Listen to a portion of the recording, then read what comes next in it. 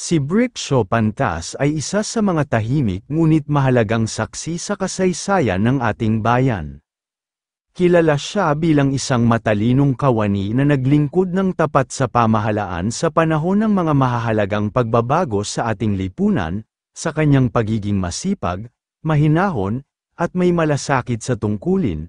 Ipinakita niya ang diwa ng katapatan at dedikasyon ng isang tunay na lingkod bayan. Ngunit sa likod ng kanyang katahimikan at simpleng anyo, may kwento ng sakripisyo at paglilingkod na dapat nating kilalanin. Pero, sino nga ba si Briccio Pantas? Si Briccio Pantas ay ang kauna-unahang Batanggenyo na naging kasapi ng Katipunan matapos itong formal na maitatag noong 7 ng Hulyo taong 1892. Katulad ng ibang mga bayani, wala ring impormasyon tungkol sa buwan at petsa ng kanyang kapanganakan, ngunit, nalaman na siya ay isinilang sa Cuenca, Batangas noong 1864. Ipinalalagay na siya ay anak ng mag-asawang sina Lorenzo Pantas at Evarista Maranan. Katulad rin ng ibang mga bayani, wala ring impormasyon tungkol sa kanyang pag-aaral. Nang formal na maitatag ang Katipunan noong 7 ng Hulyo taong 1892, isa siya sa mga kauna-unahang naging miyembro nito at ginamit ang alias na Bungahan bilang kanyang simbolikong pangalan sa kilusan na ang ibig sabihin ay mabunga. Siya ay inanyayahan ni Teodoro Plata at naging bahagi ng tatsulok nito kasama si Valentin Diaz. Noong 15 ng Hulyo taong 1892, 8 araw matapos formal na maitatag ang Katipunan, inihalal siya bilang kasapi ng kataas-taasang sanggunian, kasama sina Deodato Arellano bilang Pangulo, at Andres Bonifacio bilang kalihim. Napanatili niya ang kanyang posisyon bilang taga-ingat yaman kasama sina Vicente Molina, Restituto Javier, at Teodoro Gonzales, sa ikalawang kataas-taasang sanggunian matapos ang halalan noong Pebrero taong 1893. Sa pagkakataong iyon, siya ay nagsilbi kasama sina Roman Basa bilang Pangulo, Andres Bonifacio bilang Fiskal at Taga-Useg, at si Jose Turiano Santiago bilang kalihim. Bagamat hindi siya naging kasapi ng ikatlo at ika-4 na kataas-taasang sanggunian, siya ay nahalal bilang Ministro de Gracia y Justicia, o kalihim ng kapatawaran at katarungan, sa ikalima at huling kataas-taasang sanggunian, na nabuo noong Agosto taong 1896. Noong ika-22 ng Agosto taong 1896, isa siya sa mga daang-daang revolusyonaryo na pumunta sa pagpupulong na ipinatawag ng kanilang Supremo na si Andres Bonifacio sa bahay ni Apolonio Samson sa Kangkong sa Caloocan. Kasama niya roon ang mga kilalang Katipunero tulad nina Emilio Jacinto, Aguedo del Rosario, Procopio Bonifacio, Alejandro Santiago, Ramon Bernardo, Tomas Remigio, at Enrique Pacheco, kasama ang dalawang anak nito. Sa pagpupulong na iyon, tinalakay nila ang agarang pangangailangan ng pagsisimula ng armadong pag-aalsa.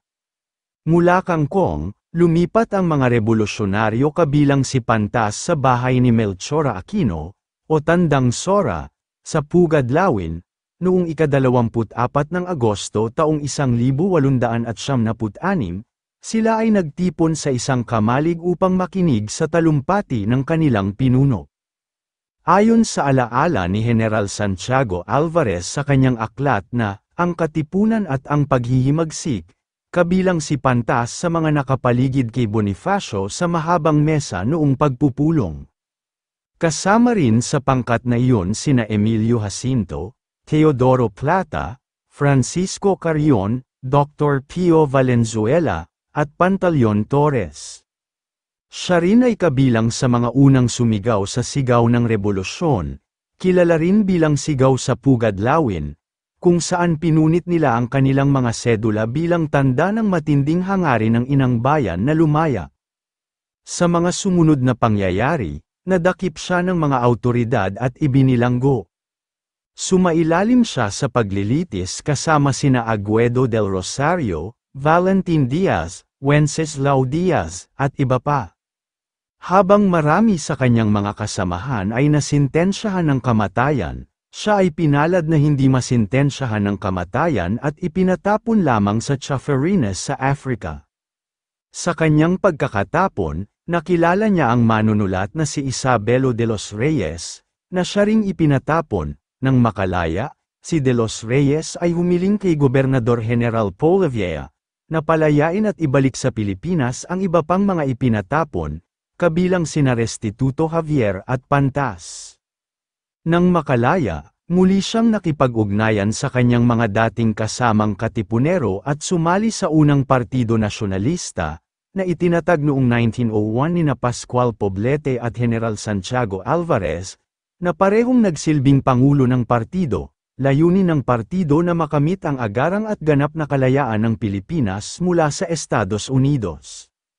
Kasama sa mga kasapi nito sina Aurelio Tolentino, kilalang manunulat at mandudula. Macario Sakay, na kalaunan ay naging pangulo ng Tagalog Republic.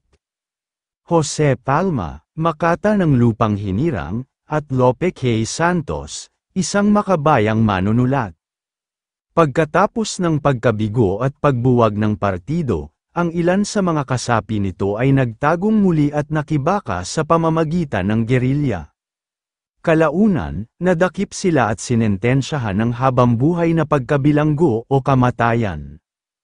Habang siya ay pinatawad at binigyan ng katungkulan bilang clerk sa Court of First Instance sa Maynila. Nang lumaon, siya ay nagtungo at nanirahan sa Biñan, Laguna kung saan siya ay nagsilbi bilang Justice of the Peace.